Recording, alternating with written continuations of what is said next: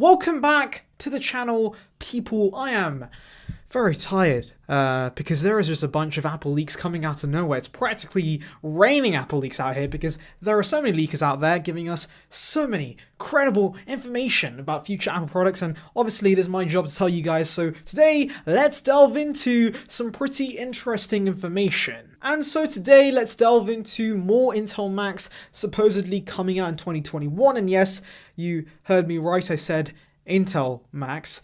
Let me explain that in a bit. We also have an Apple Watch Series 7 redesign coming out next year and a possible delay to the release of AirPods 3. So a variety of topics. Let's just delve into this. Make sure to like and subscribe. Click that bell notification. With that being said, let's just tuck in. So the first story confused the heck out of me, and to be frank with you guys, I still don't really understand why Apple's doing this. So this first leak comes from Love to Dream. He has an accuracy of around 88%, so he's one of the elite in terms of Apple leakers, which is why I'm so confused and slightly intrigued. So according to him, or at least what I could infer from his pretty cryptic tweet, Apple is allegedly working on Intel versions of their redesigned MacBook Pros that they're launching in 2021, which, by the way, I delved into in another video, which you can check out in the iCard above. But essentially, this is going to be an iPad Pro-like design with thinner bezels, Face ID, and what we assumed to just be powered by Apple Silicon, but apparently that's not the case anymore. So Love to Dream doesn't delve into any specific information, but what I'm assuming is that Apple's going to have two variants, I guess, of these MacBook Pros, one with the M1X and then one possibly with an equivalent Intel chip. Now this is a little odd because if there's one thing we've learned about Apple Silicon in the last few weeks, it is the fact it is leaps above anything Intel can offer. And let me remind you, we are comparing the entry-level Apple Silicon chip, the M1, against some of Intel's best offerings. And so just imagine what the M1X or what the M2 chip will be capable of. And so can Apple realistically offer an Intel version and an Apple Silicon version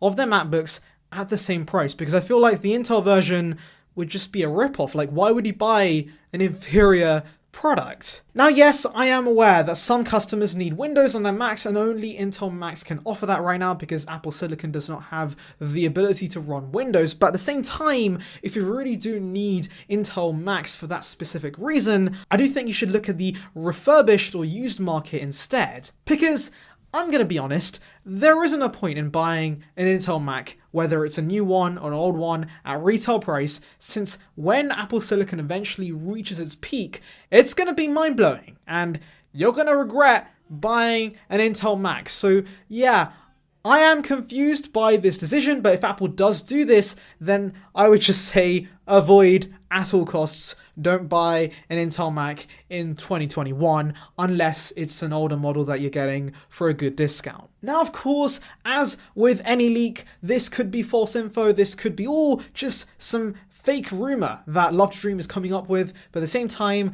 Love to Dream is a very, very credible leaker, so the chances of him getting something wrong is very low, and so yeah, I am inclined to believe this is legit, and if it does end up happening, I am going to be very perplexed because I still don't understand why Apple would take a backward step and make an Intel Mac. Like, it just doesn't make a lot of sense to me. If anything, this kind of illustrates to me that Apple is going to be taking their sweet time with this transition. I don't think it'll be over in 2 years, especially if they're still making Intel versions of their Macs. So yeah, I really only have one question, and that is why? Why, Timothy? Why are you giving us more trash Intel Macs? Nobody asked for them. Stop making Intel Macs. Give us more Apple Silicon, but the Intel Macs can go. Right, with that odd story out of the way, let's now delve into some more exciting news, and that is the Apple Watch Series 7. Now, the Apple Watch hasn't really changed for the last 2 years or so. In fact, the last major redesign we saw was with the Series 4, and ever since we've just been getting some pretty minor upgrades in the form of the Series 5 and the Series 6. But now, thanks to Min Chi Kuo, we know that we can expect a major redesign of sorts with the Series 7, and while he doesn't give us any specifics as to what Apple will be changing, I think Apple's going to be going for a more flat edge design, I think, much like they did with the iPhone 12 and the iPad Pro, and I think that will look really nice. It will match with all the other Apple products. That would look sweet. Obviously, ergonomics-wise, I'm not too sure how a flat edge design would feel on the wrist, but I guess Apple will sort all of that out in R&D and hopefully come up with a nicer design that feels great in the hand and also is different enough from the Series 4.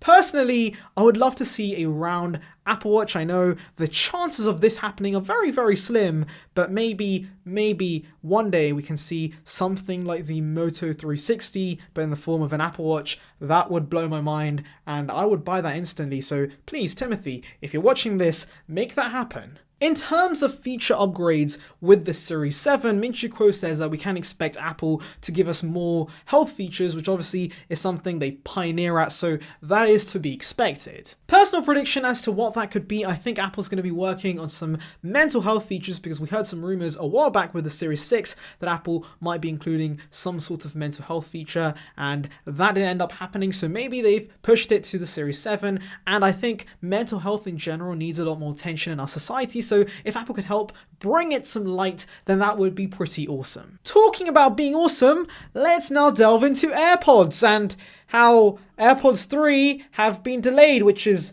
not so awesome, I guess. So I delved into the design and features of AirPods 3 in another video, which you can check out in the iCard above. But essentially, to sum it up, it's going to be the AirPods Pro, the AirPods 2 mingling together, and boom, you got AirPods 3. So essentially, it's going to have a shorter stem and an overall AirPods Pro-like aesthetic when it comes to the earbuds. It's going to have a smaller case, better battery life, better sound, and possibly a $200 starting price. So yeah, pretty exciting stuff. But unfortunately, it won't be coming out when we initially thought. So the rumor for the longest time was that these AirPods would launch during March 2021 alongside the 2021 iPad Pros, but now, apparently, according to some production issues, I'm guessing, AirPods 3 have been delayed to May 2021. Obviously, it's not the biggest deal breaker in the world, it's only 2 months, that's barely anything, but I am worried Apple's not going to include the AirPods 3 in the education promo, because personally I was hoping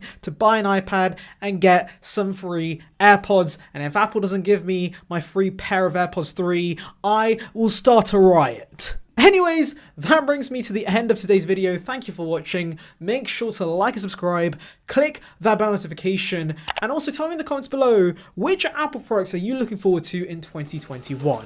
I'll see you guys in the next one. See ya, peeps.